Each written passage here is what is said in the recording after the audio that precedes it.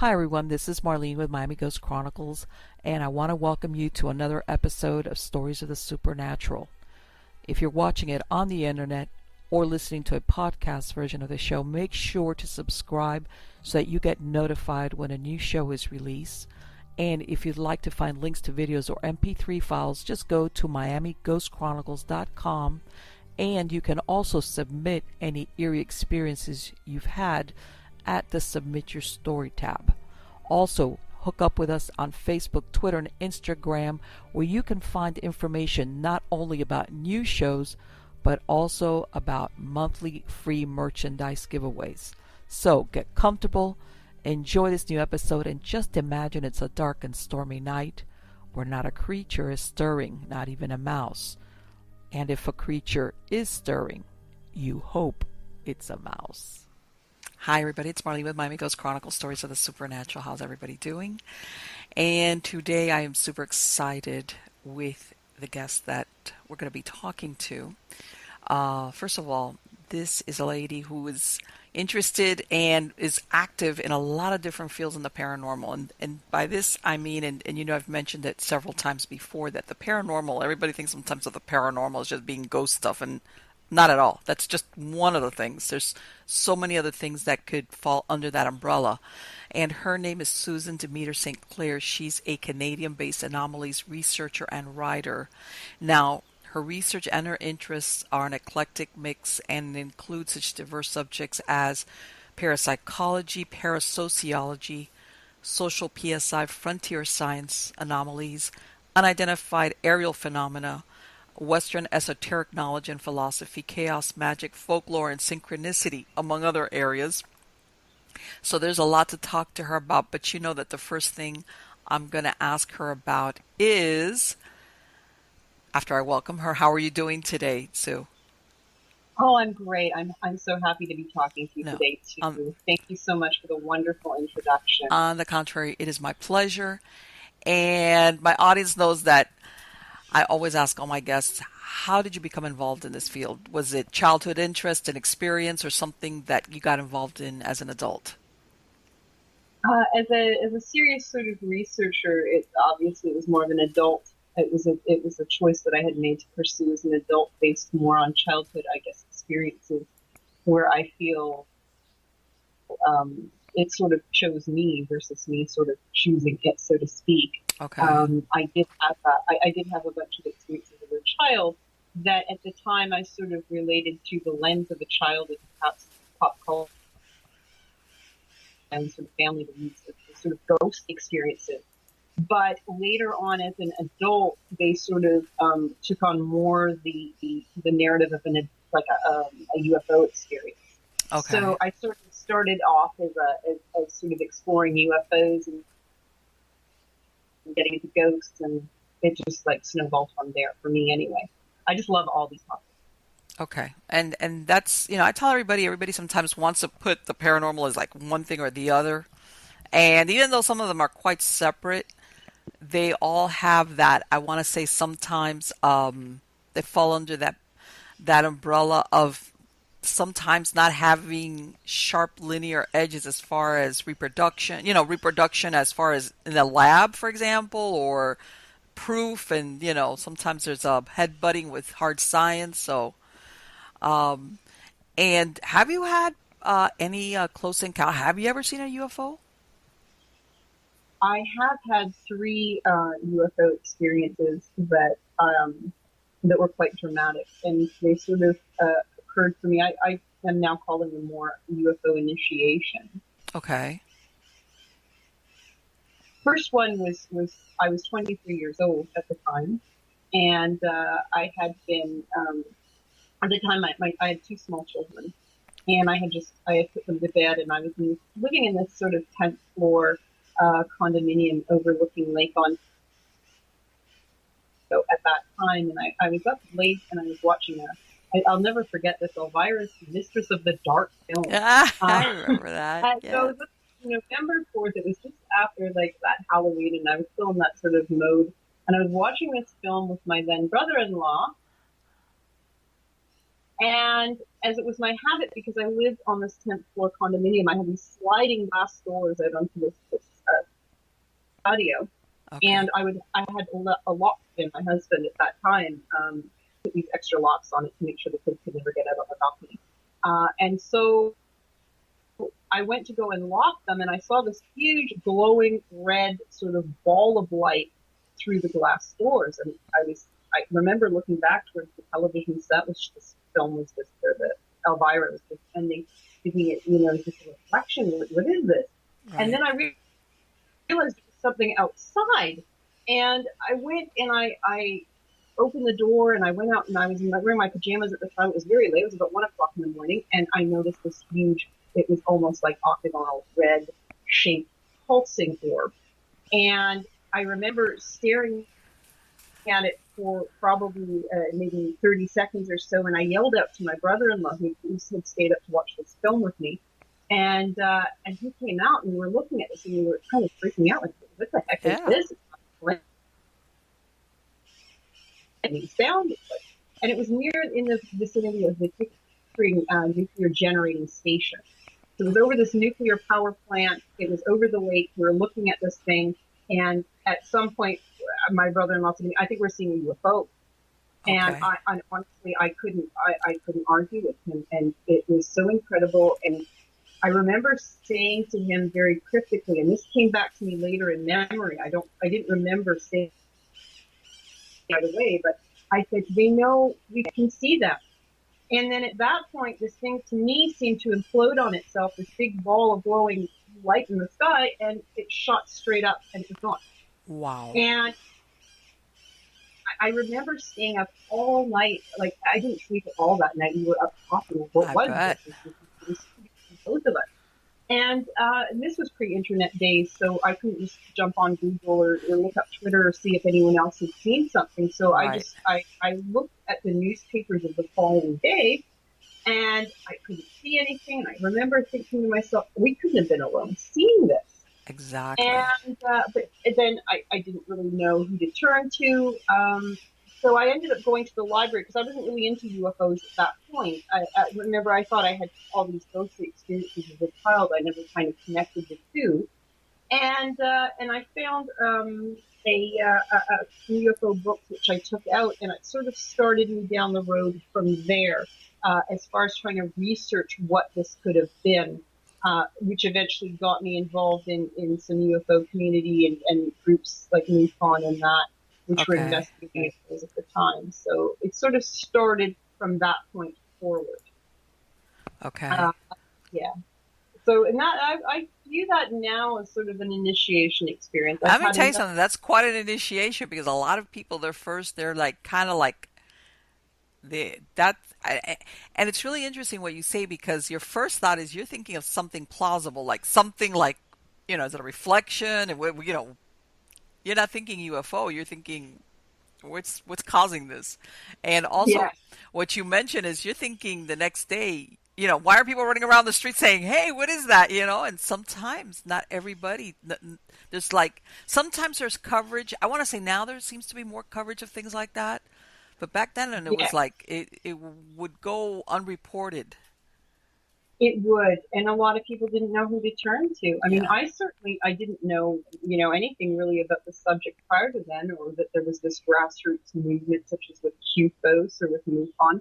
I did find a book by Dr. Alan Hynek, who was very prominent in the field and was part of Project Blue Book. I don't know how much you know about UFOs, but some Right. of your audience may, some of the listeners may know what I'm talking about. And I found that, but he had unfortunately passed away. But I wrote this entire letter out to him, handwritten letter, going back to 1990. Okay. And unfortunately, it came back returned to sender because it was, he had passed away, and the address Oh. for the back of the book was gone. So I kept that with me until my kids were much older, and then it was in the early days of the internet, so about 96, 97. In there, I started to look for UFOs on the internet, but Okay. the new internet, and this is where I started finding other people and other researchers, and I was oh, hey, there are these people and there are, some really intelligent people out there that are Yes. looking into this. And this is really cool. And so, again, that's how it all kind of started for me. Um, and then I began sort of as well looking into spook lights, which are sort of anomaly lights that were occurring here in Ontario. And Okay. it was occurring in a place called the Ghost Road. So this sort of brought me into that ghostly realm, and I started drawing parallels between ghosts and UFOs at that point, and other Okay. sort of spooky Fortean topics. They actually have a lot in common. Right. And I know some people, and I guess whether you want to think of it as the internet or more people being more, out front about their experiences. But, I know there's people that track correlations between UFO sightings, sightings of cryptids, other unusual phenomena. Like there's an uptick all around the same time or sometimes the same location. Yes, and sometimes it will start off like for me, I felt that I had grown up in a haunted house. I had experiences with sort of these little people that I Wow. had figured were ghosts. I come from a family where my mother saw ghosts. My grandmother did as well.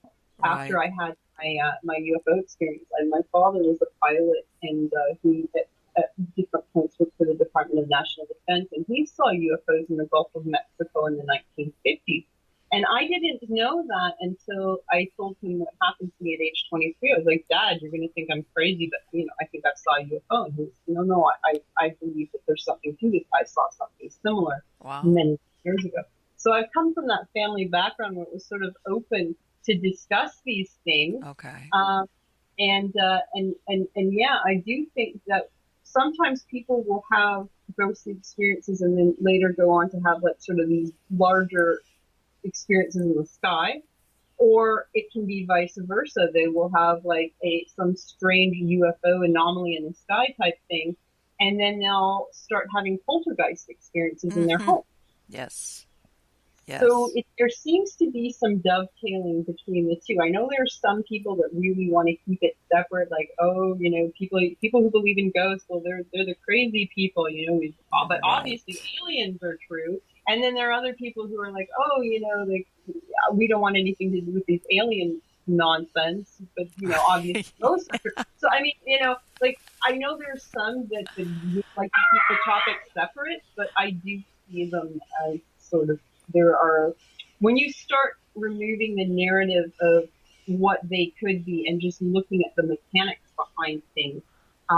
Ghosts have been seen to they apparently go through walls. UFO occupants or pilots have been described going through walls. Um, People tend to have UFO experiences in very liminal sort of places, isolated country roads and crossroads, Yes. things like that.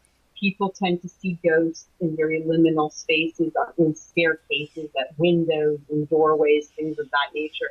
When you start looking at that and even examining more symbolic content between the two sort of experiences, there is a lot they have in common. So I'm not saying they are the same thing, but it's something you can't ignore, you know, in my opinion.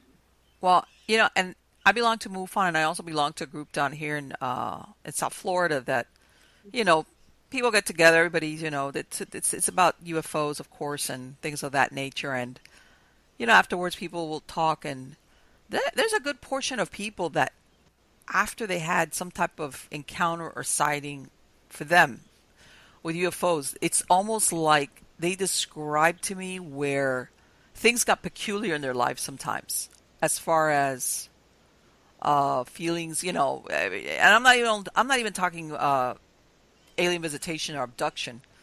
Just that I want to say, like, their life got, especially at night, like a paranormal feel to it. Whether sometimes they had never had ghostly encounters, they started seeing, sensing things. It was like the before and the after of the UFO sighting was the demarcation. Yes, it's like all of a sudden the floodgates of weirdness open, Yes, and yes, then and some people do go on to have many experiences afterwards. And even with the experiences themselves, I'm very interested in people who have sort of what I would term the high strangeness. Right. And that would be experiences with UFOs where there is telepathy, where there is a seeming sort of ESP or um, anything that's sort of, to cross over into the paranormal versus just the nuts and bolts sighting of a spaceship or a strange light in the sky. Right. Exactly. And that's the thing that for a lot of these people, because I know there's ufologists out there that, like you said, they're into the nuts and bolts. What did it look like? What was the angle that it went? Yeah. And that's it. That event is really what they're interested in. Period. Whatever you saw or whatever, or in some cases, if you're lucky enough to be able to have taken a picture of it. But I think like I said, more than one person has described that that's happened to them.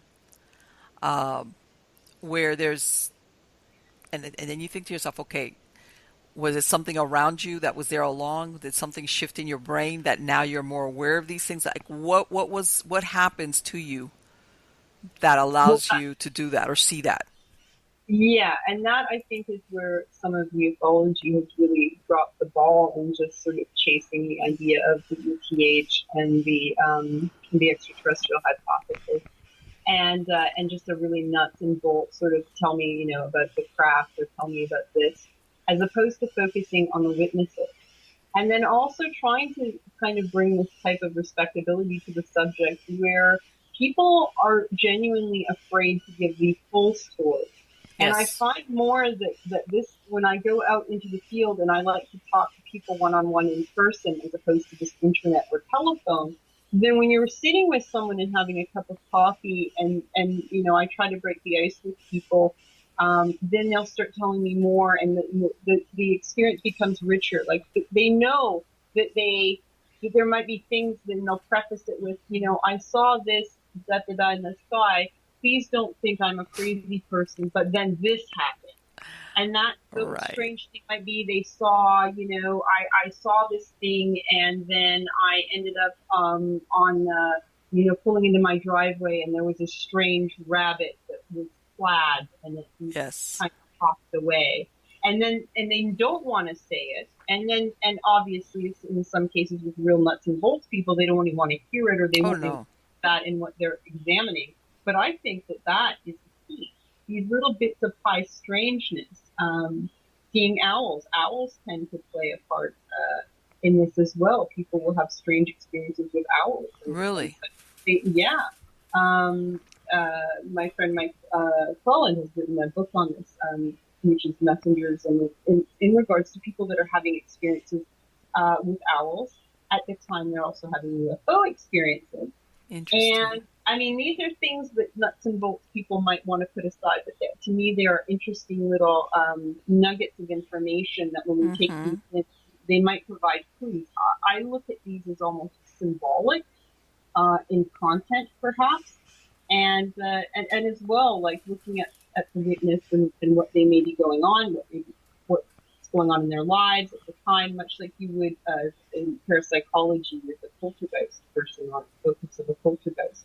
You're going to look at the person and what's going on with them, as opposed to just the events that are happening around them. And that might give us some more clues as to, or at least open up more questions than just the standard nuts and bolts sort of investigation has. Yeah, it's exactly because they do kind of like the dragnet, just the facts, ma'am. Only the facts. And it's like, okay, well, you know what? There's a lot of times what I say is like, it's not maybe only what you saw, is how do you feel? Or what did you feel? Uh, Yeah. versus sometimes even what you thought, you know, two different things. Two different things. You could be thinking one thing about feeling another. Um, Yeah. and, um, and I know and this has to do a lot that I've discussed this with other people that that we a lot of times we think of UFOs and extraterrestrials and etc. as visiting us from outer space, as in some type of spaceship. How they do it, who knows?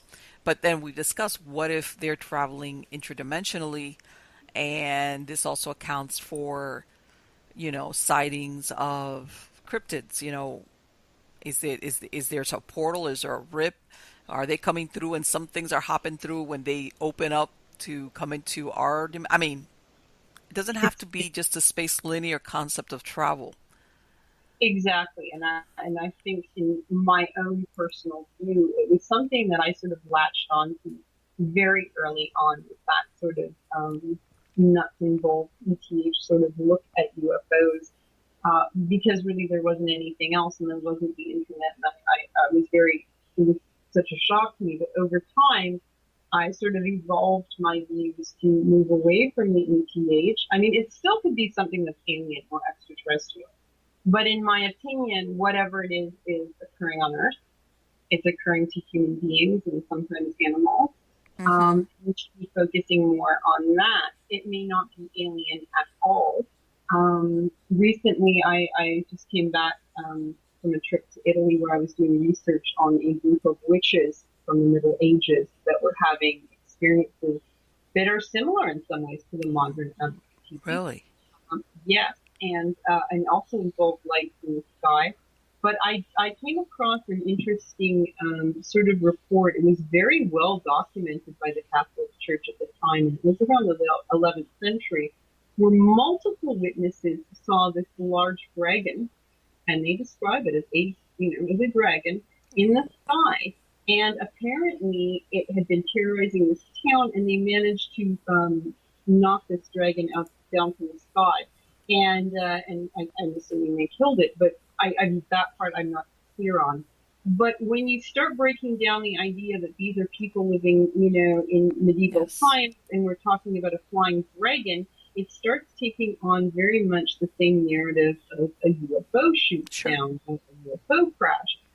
So I Exactly. used to think that people were maybe mistaking spaceships for and just using the language of their time to describe things. But I really Exactly. I've changed my mind though on that. I now think these people were describing exactly what they were seeing, but it's Right. phenomena itself that has changed its form. A spaceship is more palatable to a 21st century world that is oriented towards, space travel and space exploration. People today, you can talk to people. The majority of people on the street will probably tell you that they believe in aliens or the possibility of life outside of this planet ahead of, say, angels or dragons or things of that nature.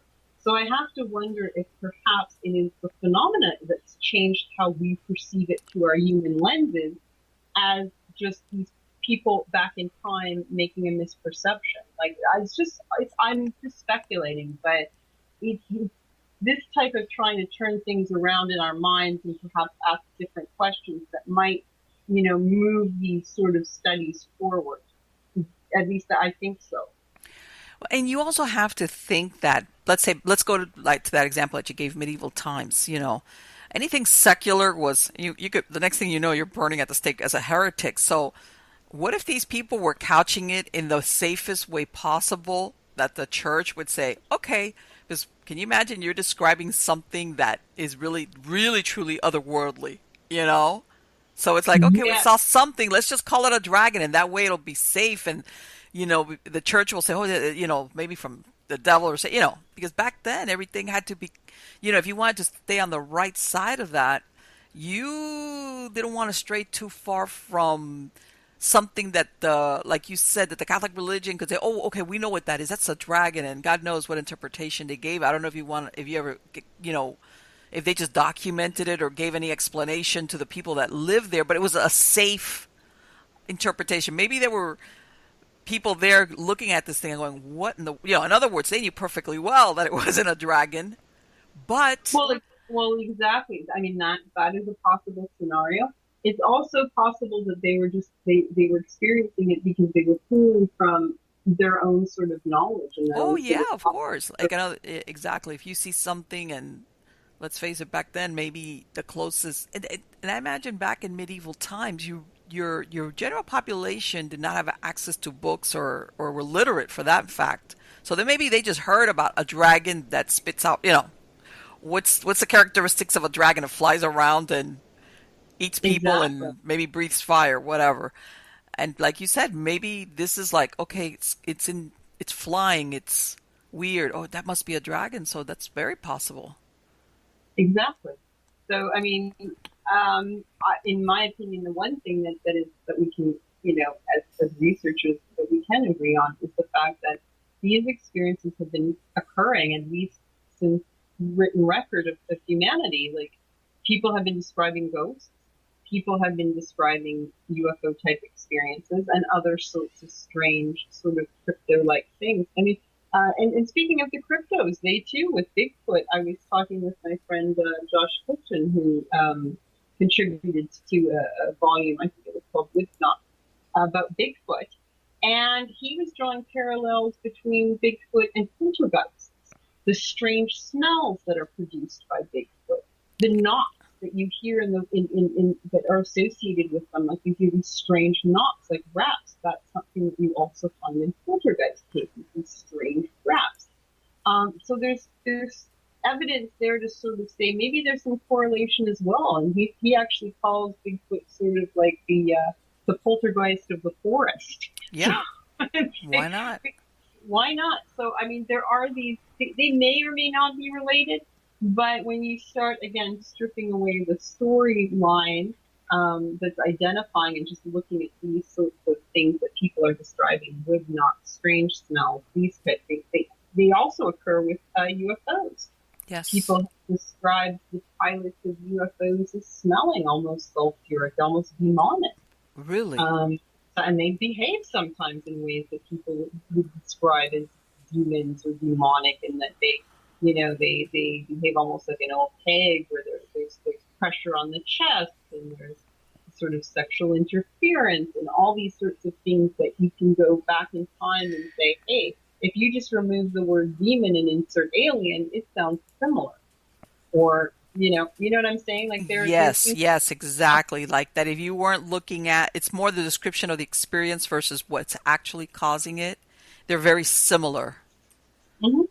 And this is, and I want to say that I guess there's two types of experiences along those lines. I want to say there's like a very impersonal one, which is where you see something, for example, whether it's the light or whatever. Mm-hmm. And that's it. That's the extent of it. That's all that happens. You wig out because, of course, you know, after you check off all the plausible stuff, you know that this is something that doesn't belong there. But that's the end of it. But then there's other people that it just, you know, then you go into the persons that then they have abduction, either recall of abductions or visitations at night.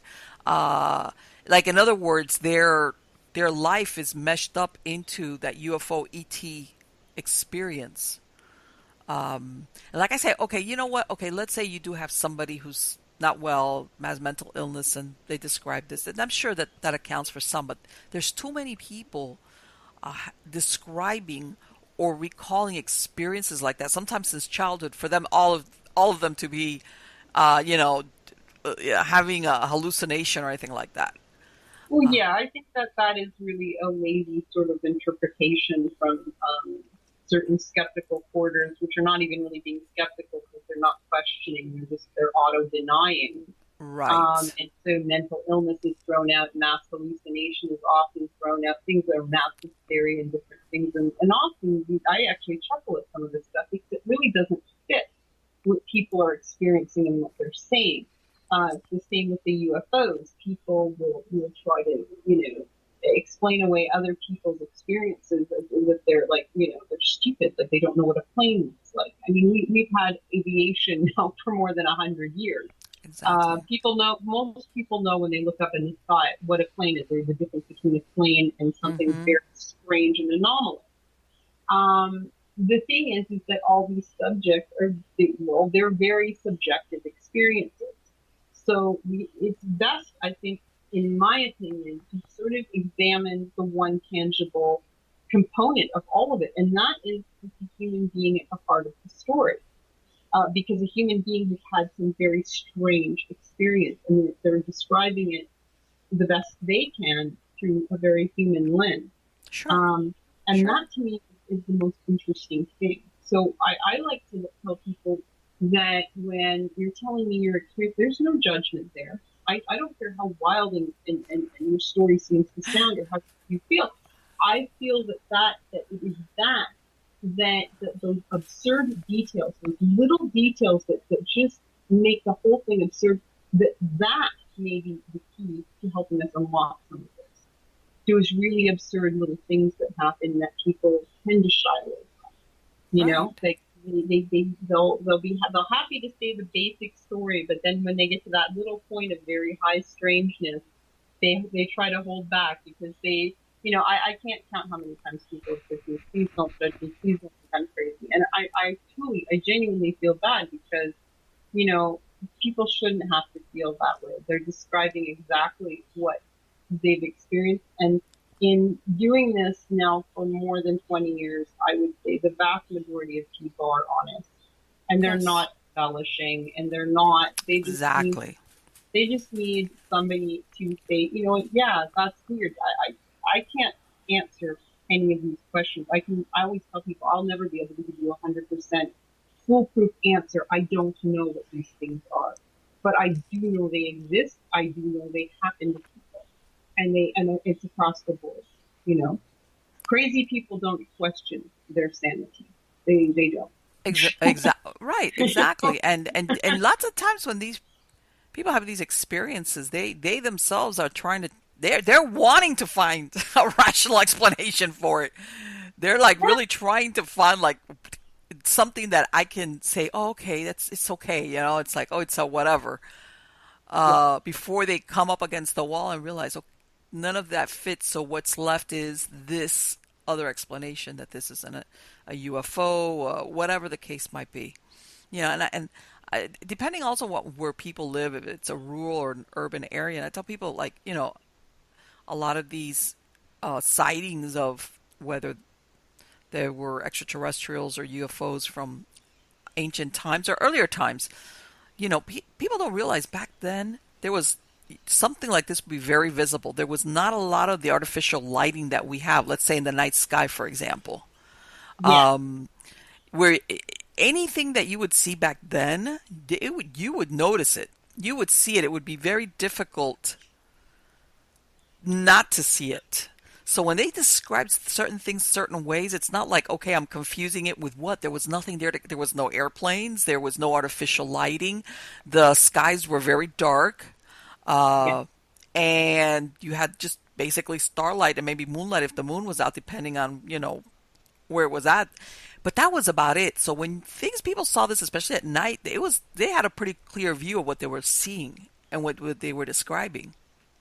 Yes, and they were describing, I believe, exactly what they were seeing. At least that's what my sort of working sort of idea is going with what people were seeing back then, how they were describing, how they were using art and that to explore these ideas of the sacred and their experiences with these types of strange anomalies. Um, and it is true. Like today, people tend to be very distracted. They Right. tend to, be more looking at their phone than say the night sky. Yes. So I often wonder as well, has the sort of phenomena itself sort of changed itself in its behavior? Like now we see a lot of shadow people. Shadow Yes. people are often reported. But if you look back through the literature, like through this Society of Psychical Research and other literature going back, pre-internet days, pre-computers and that, you really don't see much. You might get like a shadowy mask Right. or something like that, but now we have like fully formed sort of shadow beings. And I often wonder if this has something to do with the age that we're living in, like the information age. And I'll try to bring my ideas out so that they make some sort Okay. of sense, I hope. But I'm kind of thinking that perhaps because the shadow people really have no discernible features, sometimes we could maybe guess at their gender, but beyond that, they don't really have discernible features. They're shadowy, they're 2D almost. Um, Right. is this a reflection of more the way we are relating towards other human beings through the internet, which is very two-dimensional? Is this sort of now the phenomena itself sort of gaining our attention, so to speak, or displaying in the way that we're sort of living in the modern age? This is just a thought that I'm throwing out there. I could be completely Right. wrong. Right. I know what you're saying, and I know exactly what you mean. Like all of a sudden, becomes everybody has had this experience, but if, like you said, prior to a certain time period, it was relatively unheard of. Yeah, I And mean there's always exceptions to these rules. I'm sure that somebody out there might say, "Hey, but I found this and it was in a text from like 1800." But for the vast majority, no. It's like pre sort of 1980s. You really don't see shadow people being talked about. People were describing ghosts in a different way. And right, now the majority of reports and things that I'm seeing are more oriented towards the shadow. right. So I just find It's that. almost like they're well, and I'm going to give you an example. And I tell this is back like you said pre-advent of the internet. This was back like during the like 1980s. And I had a Mhm. coworker of mine, and I was in my 20s, and she was a little bit younger, and she starts telling me now she lived in a two-bedroom apartment. Well, by the time we were having this conversation, her mom had passed away, but with her dad, and this is like in the suburb of Miami, very, very modern setting, in other words. Mhm. And we were talking about ghosts and stuff like that, and she tells me how when she's a teenager in her bedroom one day, she wakes up, and this is in relations to one of these phenomena that they call Hat Man, which sometimes Yeah, goes hand in hand with Shadow Man. yeah. So she's telling me how one day she wakes up and she sees at the foot of her bed the equivalent of almost like a shadow man, but he has a top hat on. And I remember looking at her going, he had a what on? Like, where was he going to the opera? A top hat? Like, it was, I've never forgotten it just because her description was so out of place. And obviously, she did not know. She says About that when she woke up, she says that it was such a horrible feeling of dread that it was, she says she just covered, like a lot of people do, she just covered her head up and oh, she I started would too. praying, like, and as a matter of fact, like within a year, her mom passed away. Her mom had a heart condition. Her mom passed away and everything.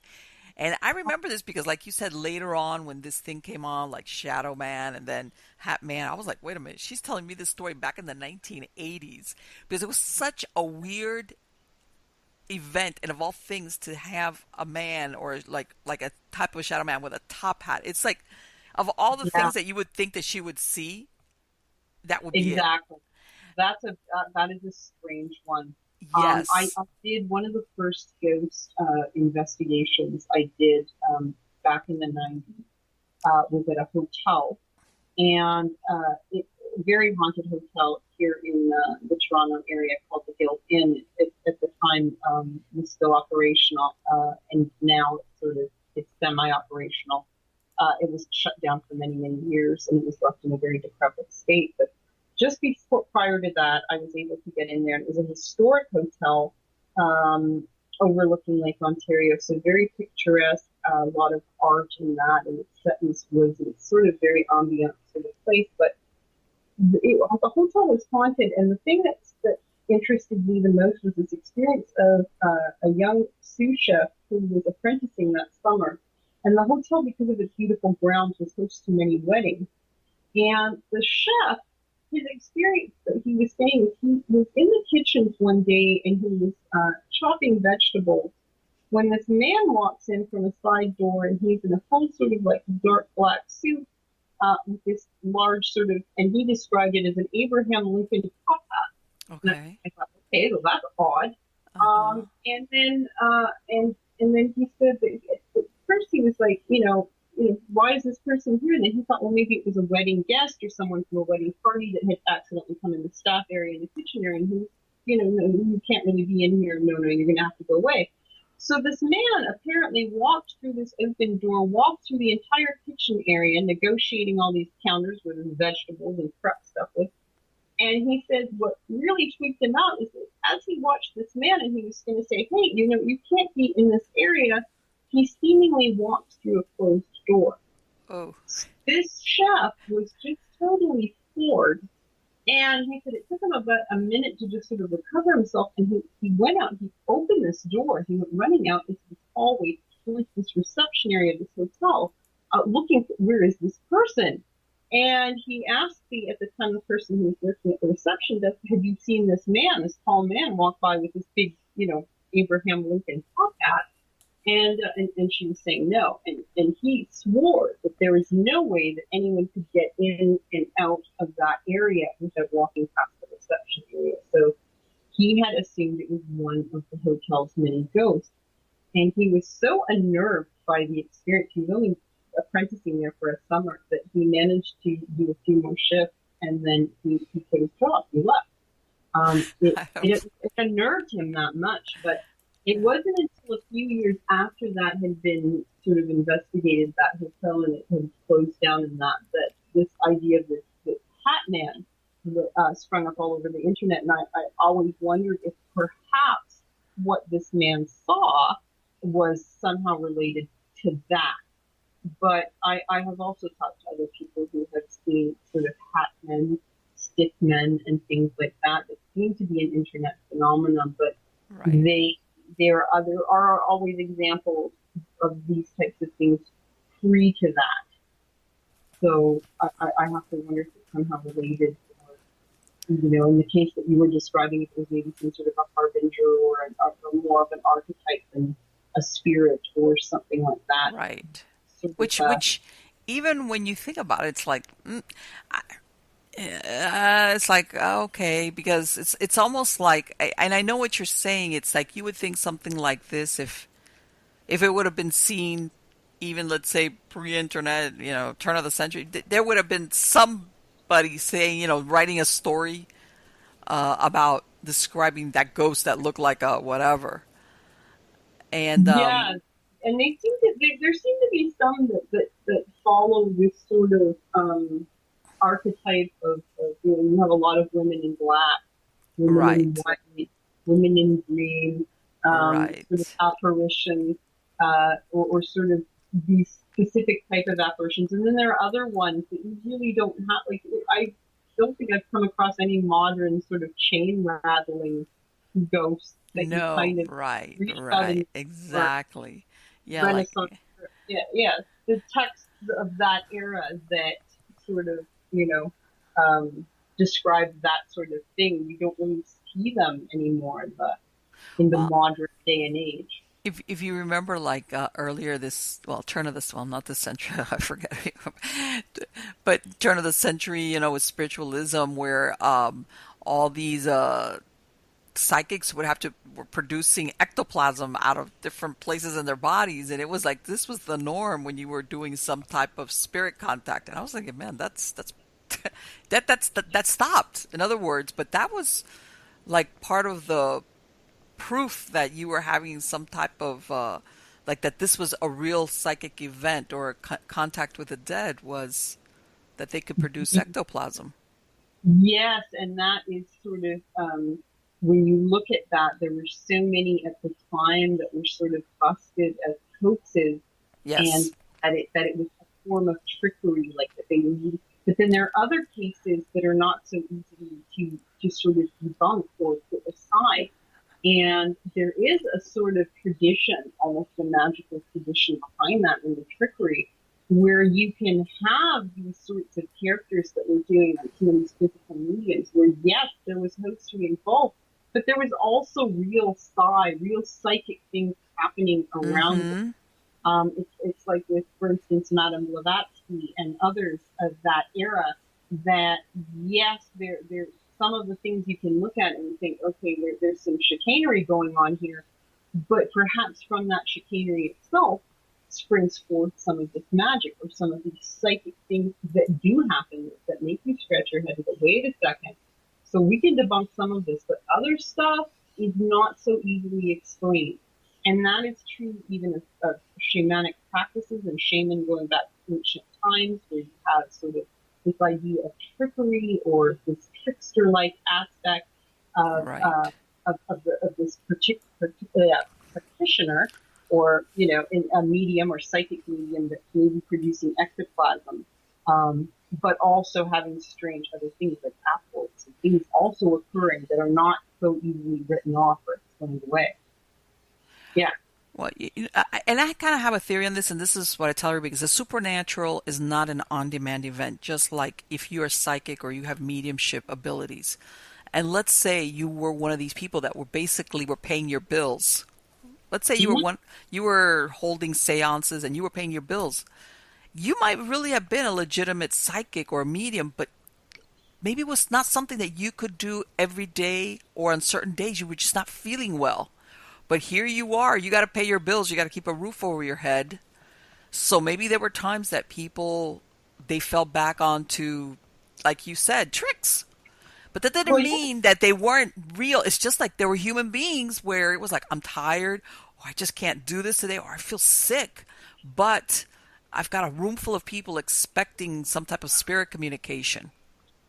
Well, yeah, and the thing too is that it's not necessarily like I think that it is actually part of the phenomena itself because when you look at some of the poltergeist focuses as well, Mm-hmm. um, going back in time, there was a famous parapsychologist, Nandor Fodor, and he wrote extensively about how these people would have genuine sort of these sometimes very frightening psychic type experiences as poltergeists. And then later they would go on to hoax. And in some cases, he thought they didn't even realize they were hoaxing. They were just doing it almost by rote. So Okay. there's like reams of sort of psychological reasons as to why that might be. But I think that in fact, the entire, all these sort of paranormal subjects have sort of tricksterish like things about them. There's a book called The Trickster and the Paranormal by George P. Hansen, and I highly, highly recommend it to Okay. anybody who goes or into psychic or into UFOs. It's a very sort of heavy, it's a magnum sort of a this book, but it gets into all these subjects, and he really has done a lot of research, including into skeptics and how Yes. they too produce trickery. James Randi was known for fudging his numbers. There was this famous case where, like, he had this break with Cyclops because he literally cooked the books more or less. Right. His $1 million prize. It is designed never to be won, and he knew that. Okay, like he knows. Um, Yes. so I mean, there's trickery there as well. So it's a very interesting book to say that this these experiences are real. They do happen to people. People have experienced those. People Yes. experience with those. But there's this trickery that also, when you start examining people that have these experiences, when you start examining professional sort of psychics and things like that, there is always that trickster element, that pixie-ishness that seems to be running through all of this as well. You know, Right. I Exactly. mean, And let me tell you that I want to say, like, in part of what you're saying, the human, our egos. Let's say if you have some type of fame attached to your name, that, let's say, well, like you said, Harry Price, when he was doing the investigation of Borley Rectory, yes. and you're supposed to be preeminent, and hey, if you're investigating, it's like, watch out. Can you imagine you walk away and say, I didn't, nothing happened? you know, Well, that's true. And that's the thing. None of these things happen on cue. This is why right. we can't, like they have a lot of wonderful work in the Care Labs on parapsychology and the Divine Institute and that lab work. But overall, these things are very spontaneous. They just don't happen on cue. So Yes. there is always that sort of spontaneous, tricksterish, sort of pixie type thing that surrounds all of these sort of things. You never hear of somebody who actually wills the ghost and the ghost appears. It's Yes. always at some strange moment where you're not expecting it and the camera's not handy Oh or God, that is very common. or the recorder's not, handy. Like there's a famous sort of poltergeist case that I remember from Britain. John and Ann Spencer had investigated it, where they had this whole house wired up with recording equipment, and they had the people out, they had the house sealed, and lots of physical phenomena had been occurring there. They get into the house about 5 minutes after because we were going back into the days of analog, so we had these, flip tapes and things like that. They come in and there's this large, heavy ceramic duck that had been on the fireplace, and it was now sitting in the middle of the floor. Wow. So, but you know what? The tapes never caught it because the camera had stopped, and Mm-hmm. so they figured that within that 5 minute window of them the cameras stopping and then them going to go and flip tapes and do what they had to do. This is when the strange thing occurred. It's almost as if there's that cheeky sort of Yes. tricksterish, like, ha ha ha, this Right. is, you're trying to catch some proof as far as photographs are concerned, and it's not going to happen. You Yes. know, or Well, you know you're being what? There's been cheeky, more than right? one paranormal team who, like you said, that they've rolled out all the stuff that I was going to call it something, all the equipment that they have nowadays for, and nothing happens or very. And as soon as they start breaking stuff down, like just like you said, stuff is disconnected and turned off. Then they Yeah, hear like with their own ears, it's like, oh my god, they'll hear footsteps, some type of phenomena. They're like, what? And it's like, okay, exactly like what you said. Now I know that there's like, ha ha ha. Guess who has the exactly. last laugh? Exactly. It's like it's the same thing as people trying to collect EVP. It always seems to either come in bisecting somebody's conversation, or after something happens, after the cameras are put away or the equipment's packed away and people are, having their coffee and chit chatting, and that's when something happens. And it's funny because I think as well of the Skinwalker Ranch in Utah, Mm-hmm. um, where the billionaire Robert Bigelow had spent a lot of money with Mint. He hired some of the best scientists in the country. They had all this top end equipment, and they were, day and night trying to record things in this ranch that has had some very, very strange and often frightening uh, Yes. paranormal phenomena. And yet, none of these scientists were ever able to get any concrete evidence. Right. Oh, but yet many of them went on to have very frightening sort of experiences, like seeing sort of like these balls of light with these strange sort of beings seemingly coming from the ball of light, and cattle mutilations and other strange, really bizarre things going on there. And yet, with all this heavy duty scientific stuff, they weren't able to. It's almost as if it's one step ahead, or it's sort of goosing you, like, haha, you can have all this, but you're not going to catch me.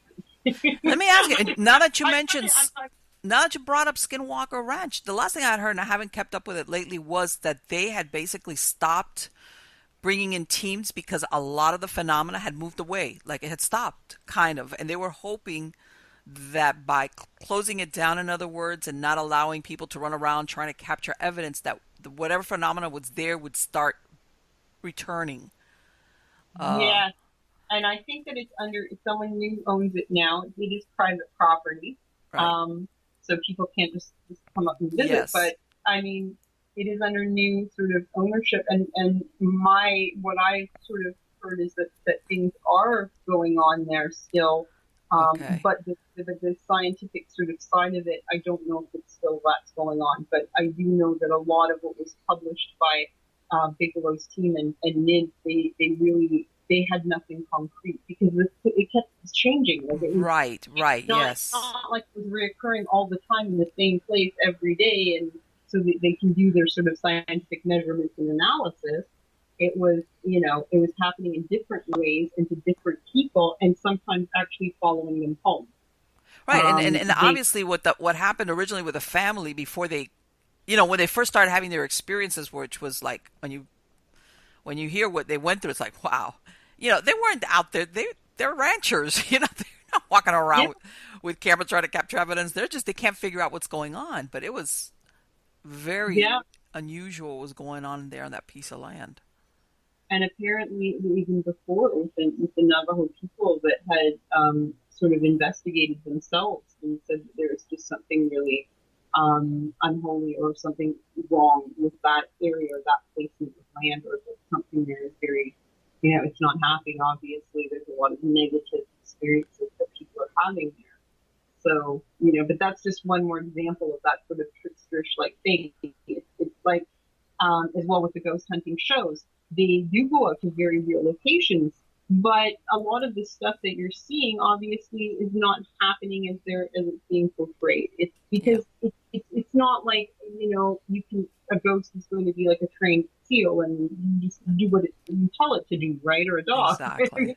Exactly. So so there is that element of trickery there, even though it is a real haunted location.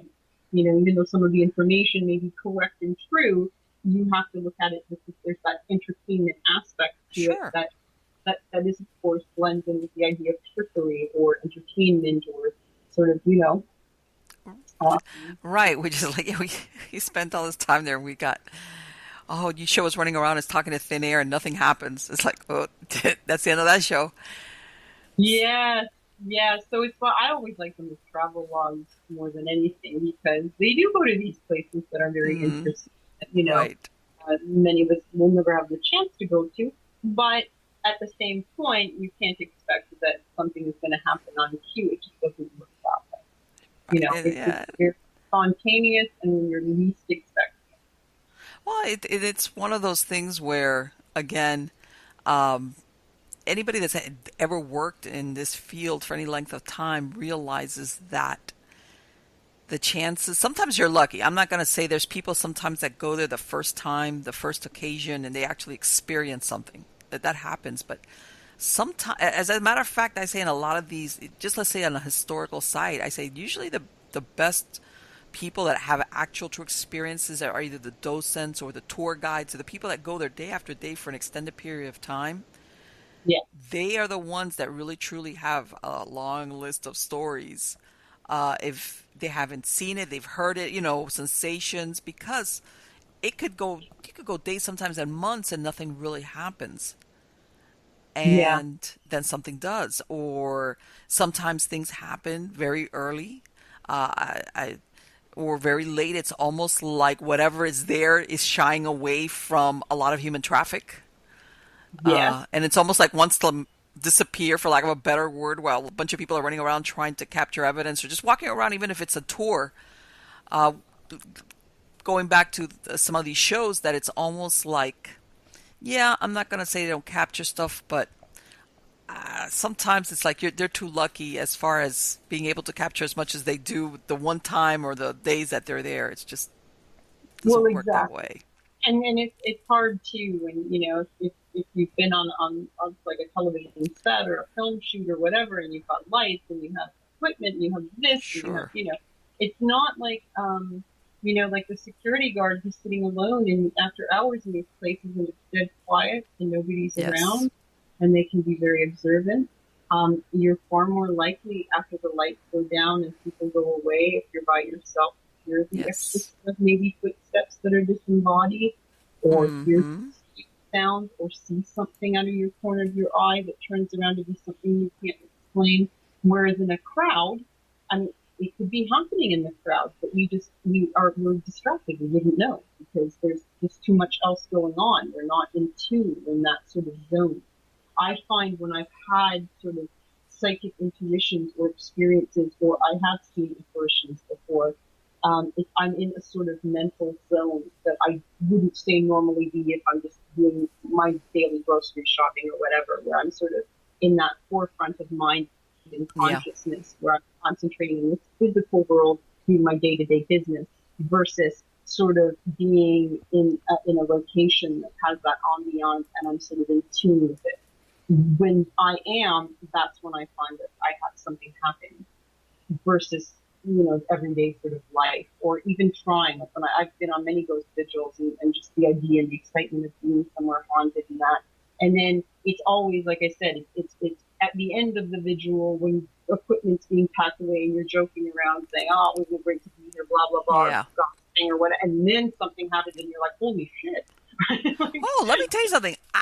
I've been on investigations where we don't. I would say let's meet at there's a when we were coming in here, there's a gas station in the corner. No, let's not talk here in front of the client's house. They don't. A lot of time people don't want anybody to know that they're doing this. So I would say oh, or there's a Burger King. Let's just be in the park, whatever. And we would do like a real quick meeting there. It's like, hey, what did you think? Whatever. This was before you had a chance to look at any of the stuff. And you wouldn't be surprised when we would be standing around there how many times we would get weird stuff happening around us yeah, right after. Like I said, it was usually a short distance away from where we had been at.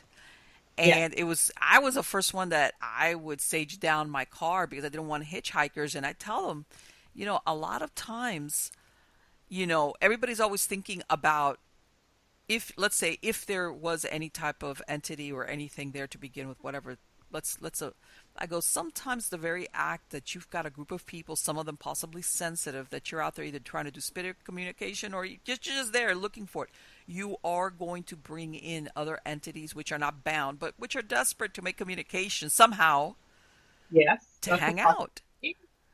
It's a definite And yeah, possibility. sometimes it's like, yeah, or you might have got to a place that really does not have any type of paranormal activity, or if it is, it's residual.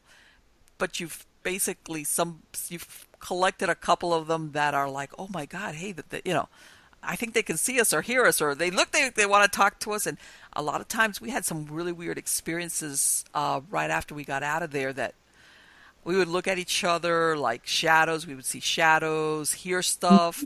Uh, we would hear, depending, especially if it was later at night, when everything is quieted down, we would hear like a far off, like, some people talking, but when you can't make out it, we'd look at each other and we'd look and there's nobody there. Like, okay, if you look around that bush where you would think just like, so what was it that you heard? And a lot of times we would be talking amongst ourselves and then we'd all quiet down like, hey, who are those people talking?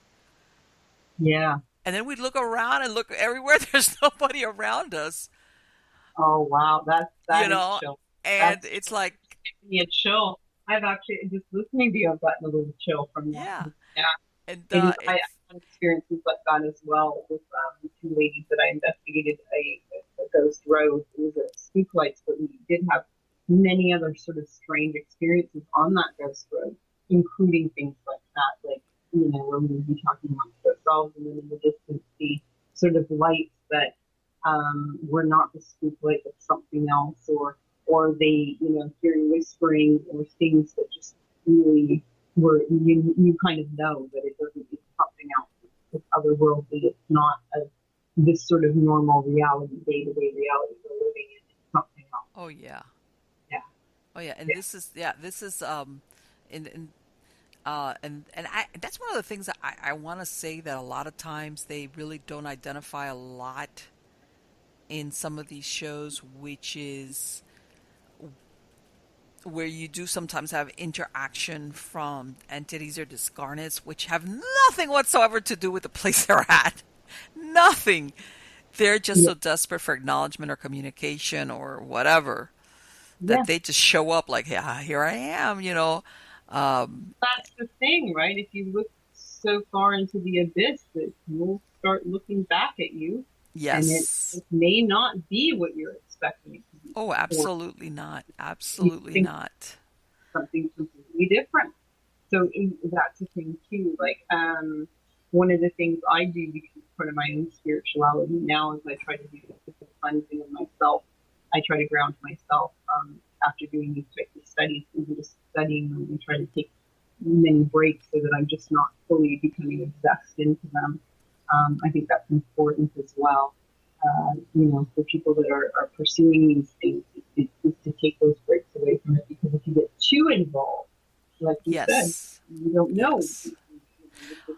For Right. people, some And of them and a find it, lot of people don't realize that yeah, this work, if you get into this, like I said, even if you go to a place that when you get there, like I said, there's nothing there. There just isn't. It's either they've got an animal trap, the wind, the vent, whatever. Some don't even have residual. I told everybody, and I've been doing this for a really long time. I said sometimes I knew when I was going to get a case. Why? I had my office in like I had like a detached garage which I had converted to like an office, and one of the windows was that frosted glass. A lot of times I would sit there, especially later on, because it was just quieter and I was working on stuff. And sometimes I would see shadows move back and forth. And by the way, the other side of this frosted glass was like a little cement paved way. I had my trash cans there. In other words, nobody was walking around there. It wasn't on the street. It was towards the back side of my house. And I got to the point where I realized if I saw a couple of shadows flicking back and forth, I knew that within the most a week, we were going to get contacted for a case. And as a matter of fact, that was my first tip off that there was something there having to do as far as an intelligent haunting with that case. In other words, it doesn't work on that straight time linear stuff that we're so accustomed to. yes, Um, it's precognitive almost. And yes, this yes. happens to UFOs as well. Yes. And historical UFOs, because like I immediately started thinking about the Swedish rockets case, where people were describing these rockets as UFOs a few years before the rockets were actually invented and operational. It's the same with sort of the airships that people were describing in Texas and that were Okay. where the actual airships were flying. So it's almost as if there's a precognition, like a non-linear sort of time frame. And it is the same, I think, with ghosts as well. It's not bound, they are not bound by the same space time that we are. You know? Right. The way we look at it, that, like the hours, days, whatever, and one day follows the other. It's like sometimes they, especially, you know, in another Yeah. dimension, we're thinking, I mean, this is all like I have no idea. But yeah, a lot of things like that. And you're absolutely right. When you do this type of work, you have got to have very strong boundaries between that work and your regular life, because if not, you can run into some real big problems, more than sometimes people suspect, especially in this age of reality TV where everybody's like, "Oh my God, that's so exciting." And it's like, yeah, it is sometimes, but you got to be really careful at the same time. Yes, exactly. And it is that thrill that is I think what drives a lot of us, because it is fun. It is fascinating. Yes. But at the same time, if you make it your entire being, then people do start it starts to break down people's psyche. People Yes. getting divorced, people Oh, end up losing their yes. homes, people lose their jobs, they go on to form cults or whatever. But I mean, that's the thing. It's important, I think, that people realize that they need to reorient themselves, or at least Yes. ground. I like to use the term ground away from, and I usually know when I'm starting to get to a certain point, and then I just walk away and I have to go shopping for shoes or something. Right, exactly. When the Do the hotel going dummy gets tough, thing. the tough go shopping. Let me tell Yeah, you something. you That's a have to great. be a normal person, right? You have to be a normal for Oh, a few days. absolutely. And I Yeah. tell her, and I say, because of course, I mean, cultures, everybody has a different say, but a lot of the old, these sometimes, some cultures still have it. When somebody died, and I go, there's a reason for it, where either one, you were prohibited from speaking about that person for X amount of time or mentioning their name. They Yeah. would burn their things. I mean, and if you look at it, basically, they were ghost busting. They were Yes. afraid of this ghost of this family member coming back. So you couldn't even talk about that person. You couldn't keep any of their belongings.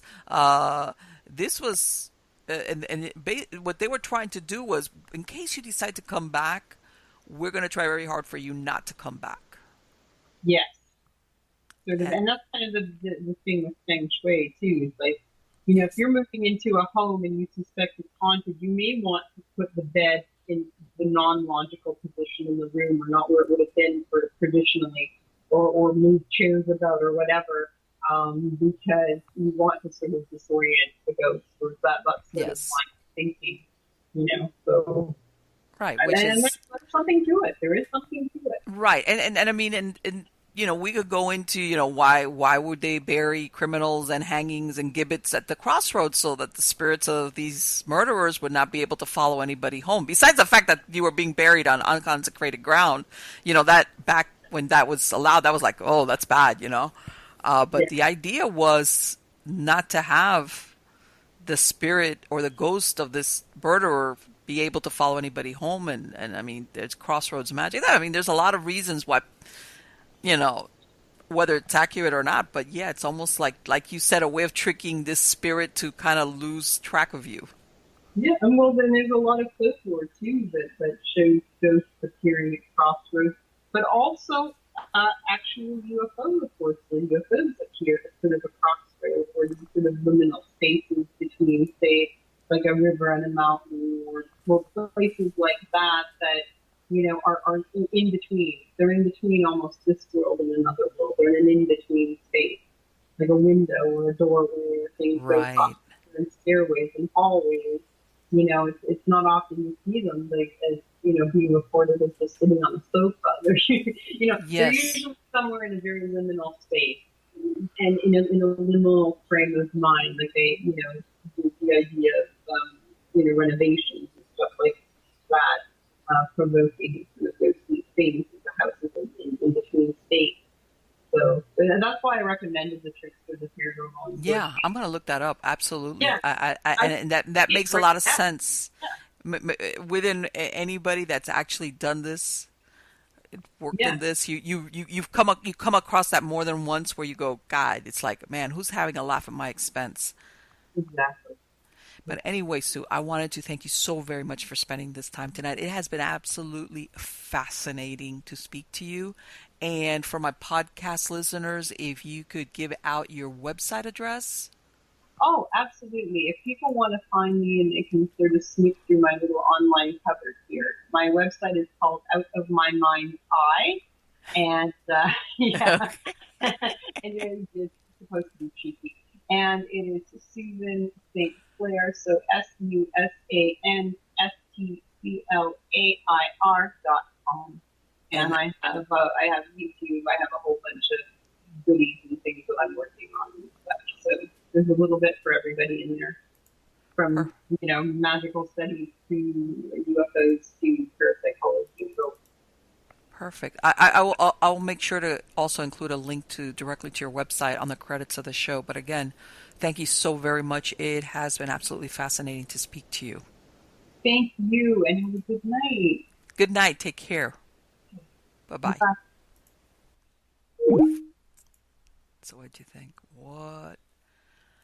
Let me tell you something. See, this is why I like talking to people, because there's always that people have that different angle, that trickster aspect. I'm gonna get that book. I'm gonna get that book, and I want to talk about it in another show once I read up on it, because it it resonates.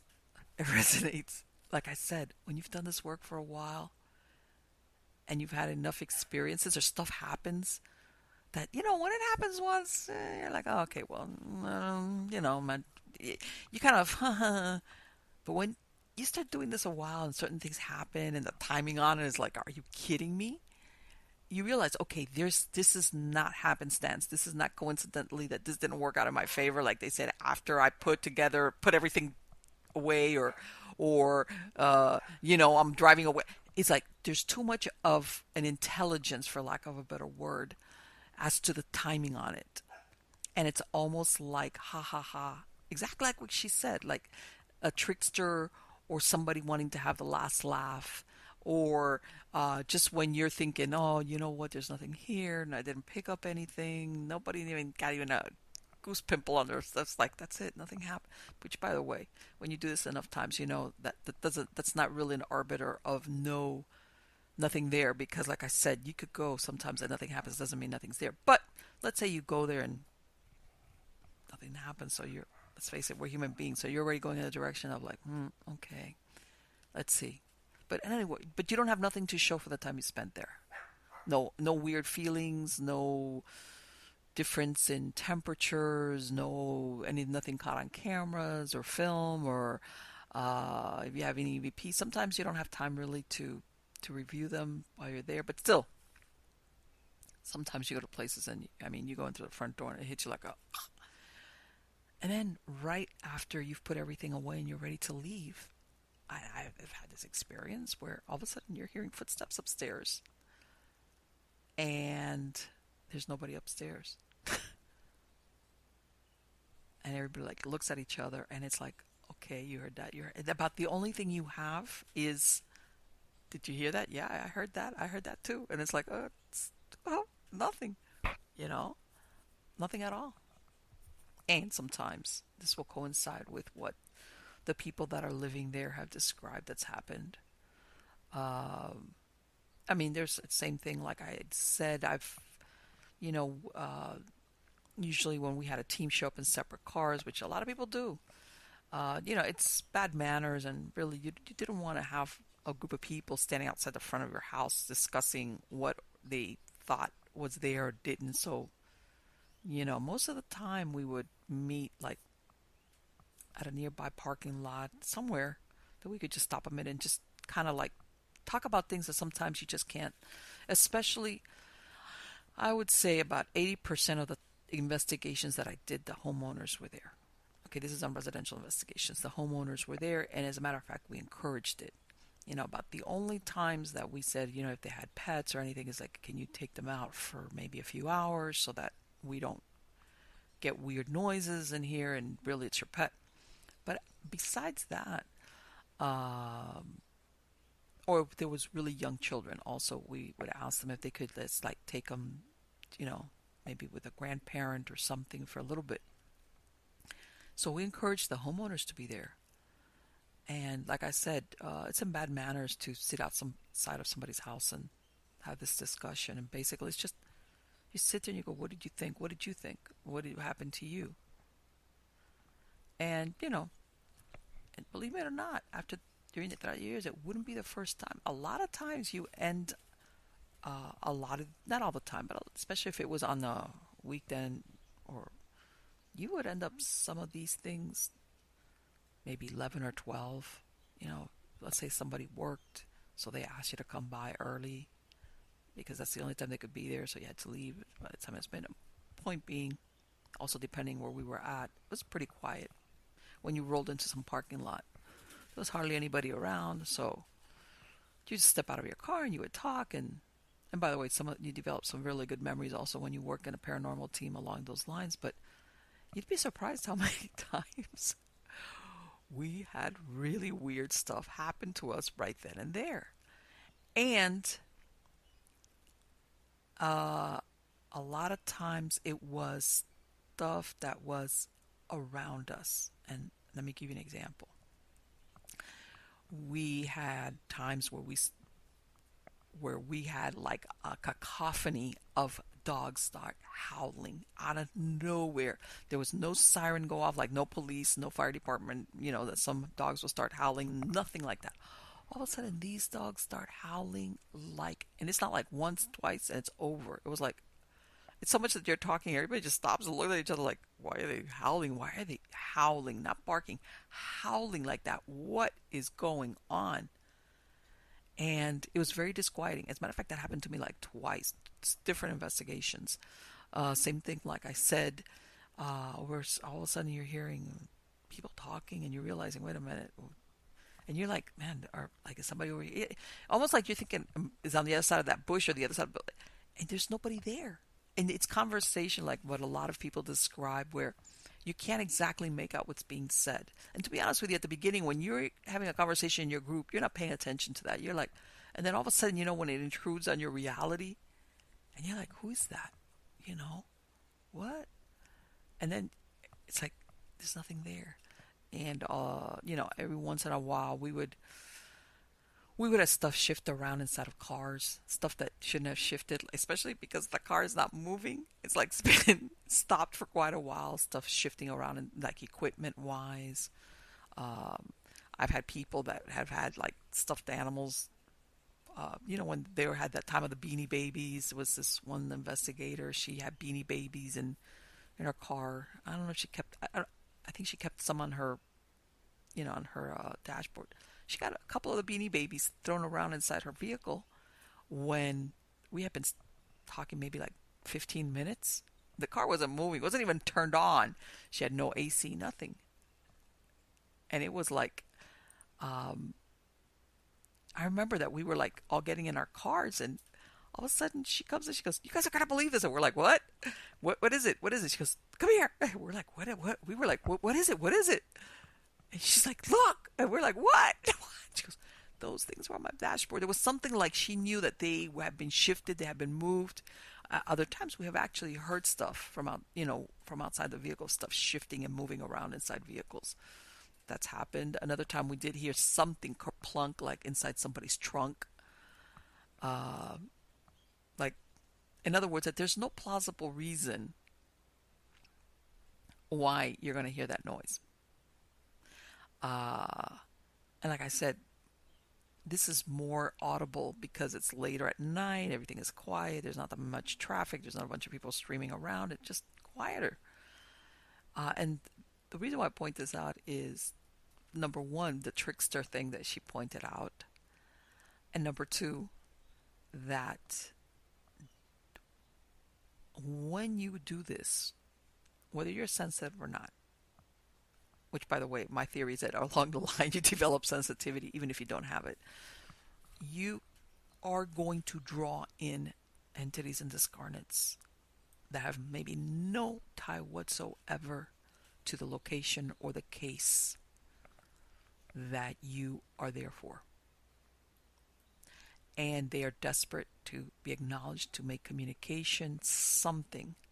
First of all, because you're reaching out. Number two, you might have more than one sensitive amongst you.